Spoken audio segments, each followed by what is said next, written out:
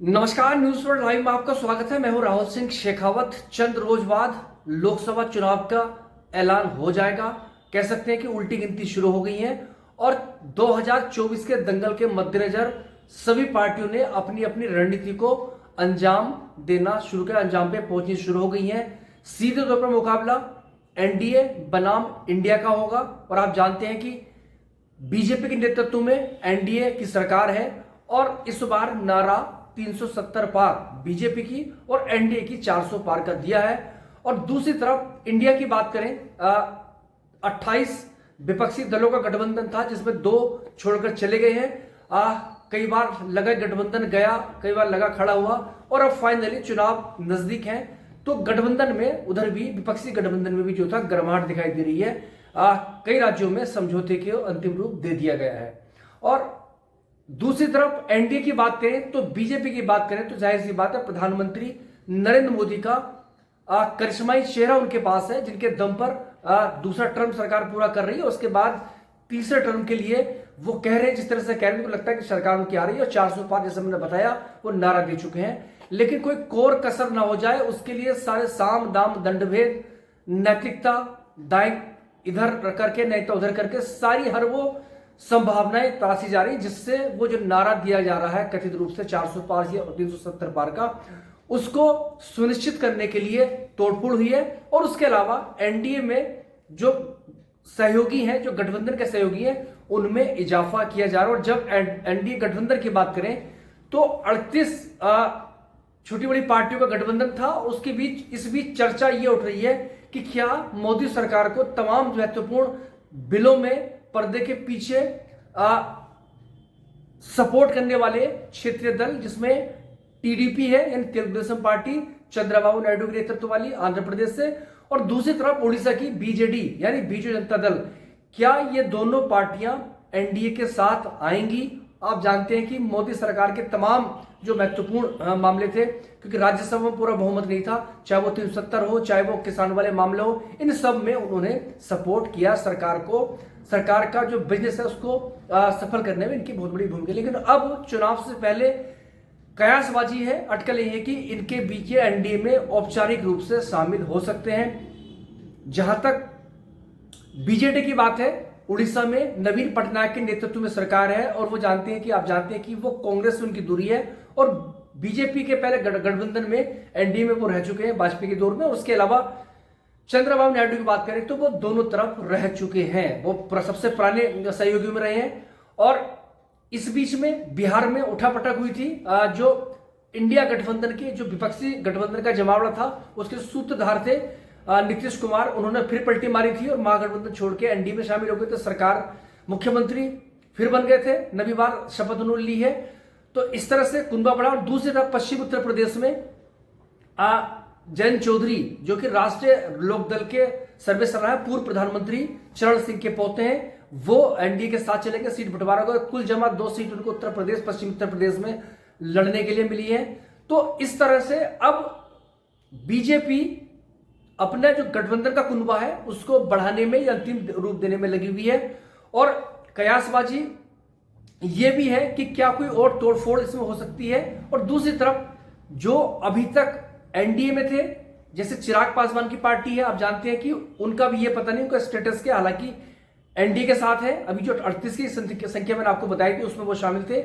लेकिन सीट बंटवारे को लेकर बिहार में गतिरोध की स्थिति है। तो उनको कितनी मिलती है, नहीं मिलती है, ये मिलती है, जितनी मिलेंगे उनमें वो सहमत होंगे, तो वो किधर रहेंगे, ये भी अपना में सवाल है। और उसके अलावा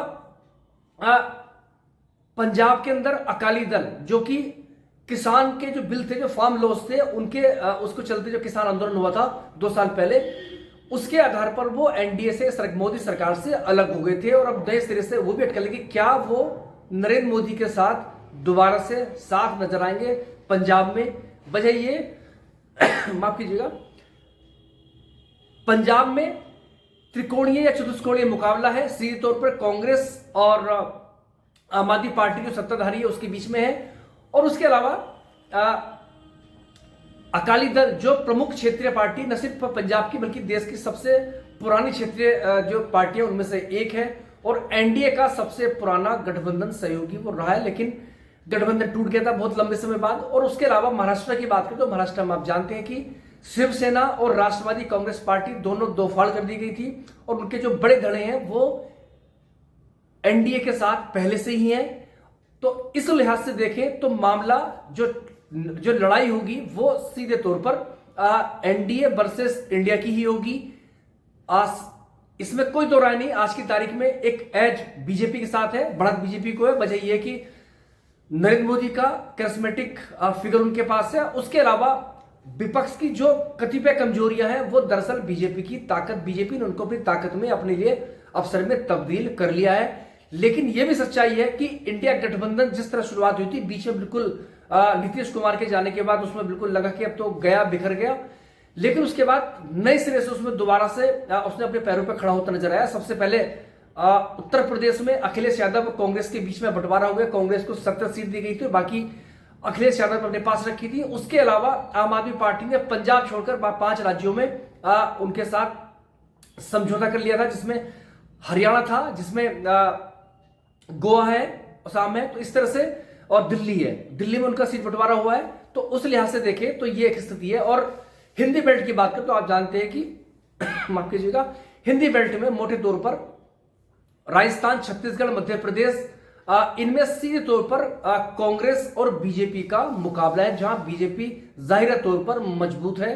और राम मंदिर की प्राण प्रतिष्ठा के बाद बीजेपी के लिए वो भी एक फायदे की चीज है। कितना फायदा होगा नहीं कह सकते हैं, लेकिन उसका लहर एक रूप में बीजेपी के लिए फायदेमंद है। ऐसे में एनडीए इंडिया के मुकाबले एज साफ तौर पर नजर आता है। और दूसरी तरफ अब जो इंडिया गठबंधन है वो भी जो उनका जो सीट शेयरिंग है उसको फाइनलाइज कर रहा है। उत्तर प्रदेश का जिक्र मैंने किया है। उत्तर प्रदेश में समाजवादी पार्टी और कांग्रेस के बीच में गठबंधन हो गया है। आम आदमी पार्टी के साथ दिल्ली, पंजाब छोड़कर बाकी जहां गुजरात, हरियाणा, गोवा में उसका गठबंधन हो गया है। और उसके अलावा कांग्रेस ने समाजवादी पार्टी को एक मध्य प्रदेश में सीट देने की बात कही है। और महाराष्ट्र में, क्योंकि आप जानते हैं कि उद्धव ठाकरे की शिवसेना, शरद पवार की जो एनसीपी है, वो और कांग्रेस, तीनों महाविकास अघाड़ी की सरकार भी रही है उद्धव ठाकरे के नेतृत्व में। और उसके बाद 2 फाड़ होने के बावजूद वो एक साथ हैं, तो वहां भी लगता नहीं कोई दिक्कत आएगी। बिहार में महागठबंधन जो सरकार में था अब विपक्ष में है, उसमें भी मोटे तौर पर कोई दिक्कत नहीं आएगी, दोनों का गठबंधन है। और झारखंड में भी आप समझते हैं, क्योंकि जिस तरह से हेमंत सोरेन को टारगेट पर रडार पे लिया गया था, तो उससे भी संभावना वो खत्म होगी, तो वो डटे हुए इंडिया गठबंधन के साथ हैं।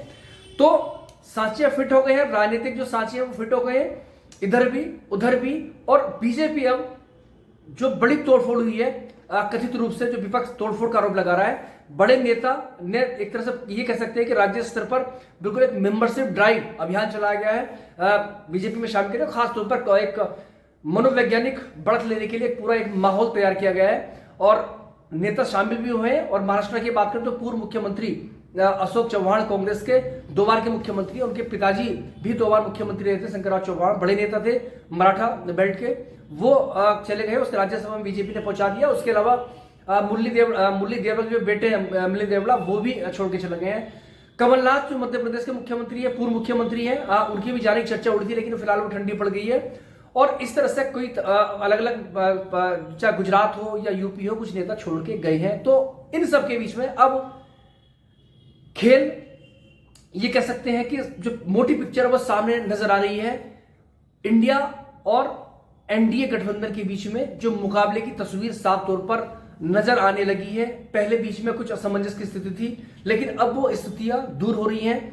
और अब ये देखना पड़ेगा कि बीजेडी यानी बीजू जनता दल और टीडीपी जो आंध्र प्रदेश की सरकार में रही है, वो क्या एनडीए का हिस्सा बनेगी या नहीं बनेगी। और इसके पहले एनडीए का जो 38 की संख्या बताई थी, उसमें से एक एआईडीएमके तमिलनाडु की, वो उससे अलग पहले ही हो चुकी है। तो मतलब कुनबा इधर का भी है, उधर का भी लेकिन बढ़ोतरी भी करने की कोशिशें की जा रही हैं। तो कुल मिलाकर अब चंद रोज में सब चीजें साफ हो जाएंगी और यह भी साफ हो जाएगा कि जो पर्दे के पीछे मोदी सरकार को क्षेत्रीय पार्टियां सहयोग करती रही, क्या वो खुलकर औपचारिक तौर पर एनडीए का हिस्सा बनेगी या नहीं बनेगी।